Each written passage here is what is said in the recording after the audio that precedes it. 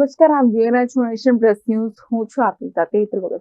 સુરત શહેરમાં તસ્કરો બેફામ બન્યા છે, જેમાં પર્વત પાટિયામાં તસ્કરોએ ભાવના જ્વેલર્સમાં ચોરીને અંજામ આપ્યો છે. સુરત શહેરમાં તસ્કરો બેફામ બન્યા છે, જેમાં સુરતના પર્વત પાટિયામાં ભાવના જ્વેલર્સમાં ચોરીને અંજામ આપતા તસ્કરો સામે આવ્યા છે. ટોયલેટની દિવાલમાં બાખુર પાડી તસ્કરોએ ચોરી કરી છે. જ્વેલર્સમાં લાખો રૂપિયાના દાગીનાના ચોરીની આશંકા વ્યક્ત કરવામાં આવી છે, જેને લઈને પોલીસ ઘટનાસ્થળે પહોંચી વધુ તપાસ હાથ ધરી છે.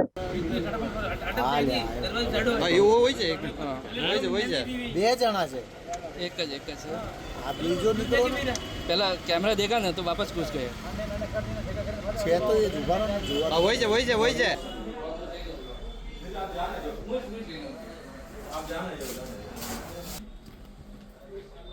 देखो ये लॉकर से टूट गए भाई। अच्छा भी नसीब तेज है bureau report, nation plus news, Surat.